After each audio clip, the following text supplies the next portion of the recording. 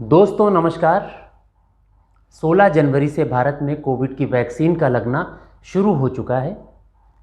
Health care workers और frontline workers से होते हुए अब 1 मार्च से 60 साल के ऊपर के सभी लोगों को और 45 साल से 60 साल के बीच में ऐसे लोग जिन्हें कोमॉर्बिडिटी है, कोमॉर्बिडिटी के लिए सरकार ने 20 बीमारियों की एक लिस्ट निकाली है। उनमें से कोई एक या एक से अधिक बीमारी है तो एलिजिबल है, इनको लगना शुरू हो गई है। चूँकि भारत में 2 वैक्सीन उपलब्ध हैं, कोविशील्ड और कोवैक्सीन, इसलिए बहुत सारे लोगों में ये भी कन्फ्यूजन है कि आखिर इन दोनों वैक्सीन में कौन सी बेहतर है और वो किस वैक्सीन को चुनें। तो आइए इस पहलू को भी जानते और समझते हैं। कोवैक्सीन एक किल्ड वायरस से बनी वैक्सीन है जिसे भारत बायोटेक ने ICMR और नेशनल इंस्टीट्यूट ऑफ वायरोलॉजी के साथ मिलकर बनाया है। कोविशील्ड ऑक्सफोर्ड यूनिवर्सिटी और एस्ट्राजेनेका नाम की फार्मास्यूटिकल कंपनी, इन दोनों ने मिलकर ब्रिटेन में बनाई, जिसका mass production serum institute of India कर रहा है। कोविशील्ड जो है ये रिकॉम्बिनेंट चिंपैंजी एडिनोवायरस वेक्टर के ऊपर कोविड की स्पाइक प्रोटीन को अटैच करके बनाई गई है, जबकि कोवैक्सीन मैंने आपको बताया वो किल्ड वायरस से बनी वैक्सीन है।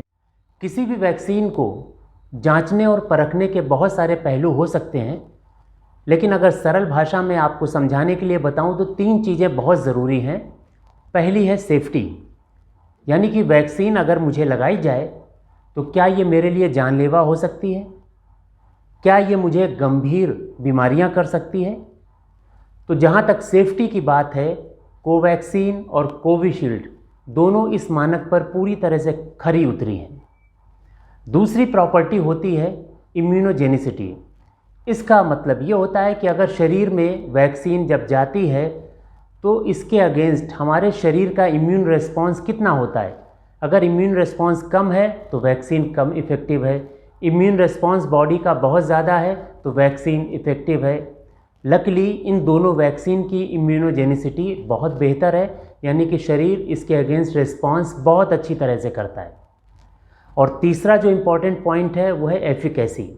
एफिकेसी को अगर डेफिनीशन में समझाना हो तो हम 2 ग्रुप का कंपैरिजन करते हैं। एक ग्रुप को वैक्सीन लगा दी, दूसरे ग्रुप को वैक्सीन नहीं लगाई। अब जिसको वैक्सीन लगाई है और जिसको नहीं लगाई है, इसको सिमिलर एटमॉस्फेयर में रखते हैं कोविड वाले लोगों के साथ। जाहिर है कि दोनों में कुछ लोगों को इन्फेक्शन होगा और जिनको वैक्सीन नहीं लगी इसमें ज़्यादा इन्फेक्शन होगा, जिसमें लगी है उसमें अपेक्षाकृत कम इन्फेक्शन होगा। जिसमें ज़्यादा है यानी कि नॉन वैक्सीनेटेड और जिनमें कम है यानी कि वैक्सीनेटेड, इन दोनों में कितने % रिडक्शन हुआ, ना लगने से लगने वालों में कितने % कमी आई, इसको हम लोग बोलते हैं एफिकेसी। यानी कि जो वैक्सीन ज़्यादा एफिकेसी वाली है उसमें वैक्सीन लगने के बाद कम से कम या बिल्कुल ना के बराबर लोगों को इन्फेक्शन होगा।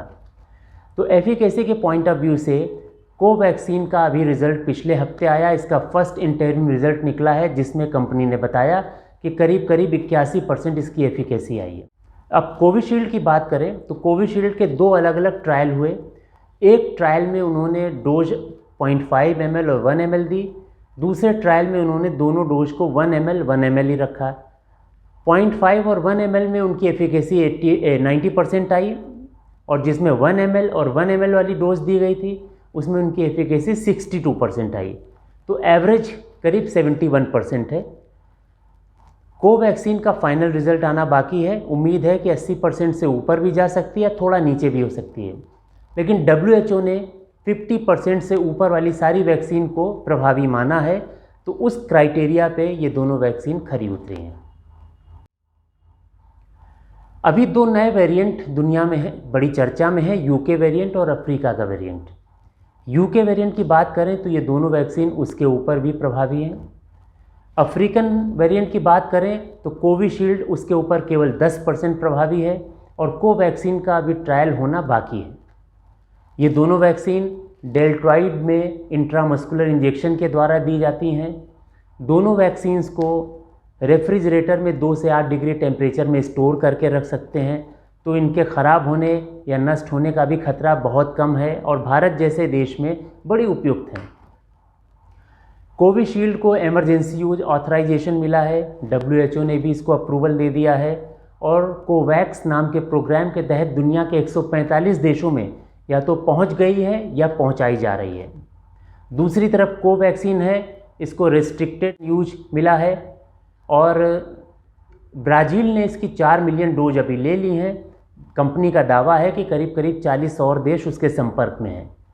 तो इन तमाम बातों से ऐसा लगता है कि कोविशील्ड और कोवैक्सीन दोनों वैक्सीन्स जो तमाम स्टैंडर्ड्स हैं, जो तमाम मानक हैं, उन पे पूरी तरह खरी उतरती हैं, इसलिए ये दोनों कारगर वैक्सीन हैं। एक खबर और बता दूं कि अगले कुछ दिनों में, कुछ हफ्ते या महीने में भारत से 4 से 5 वैक्सीन और पूरी दुनिया भर से दर्जन भर वैक्सीन बाज़ार में आने वाली हैं। अभी 2 वैक्सीन है तो हमारे सामने इतना कन्फ्यूजन है, जब ये दर्जन भर वैक्सीन आ जाएंगी तो इनका चुनाव कैसे होगा। इसलिए मेरा कहना है कि जो वैक्सीन आपको अवेलेबल हो उस वैक्सीन को लगवा लीजिए।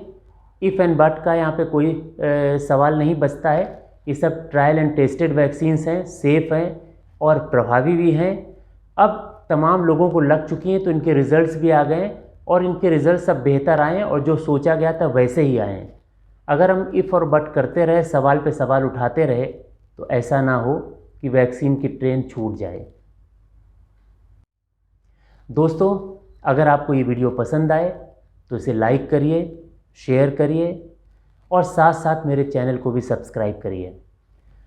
इसके साथ जहाँ पर आप सब्सक्राइब करते हैं उसके पास एक बेल नुमा, एक घंटी नुमा बटन है, उसको भी दबाइए ताकि मैं जब वीडियो पोस्ट करूँ तो इसकी सूचना आप तक पहुँच जाए। आपने मेरे पुराने वीडियो को लाइक किया, शेयर किया, उसके लिए शुक्रिया। फिर आपसे मुलाकात होगी, तब तक के लिए नमस्कार।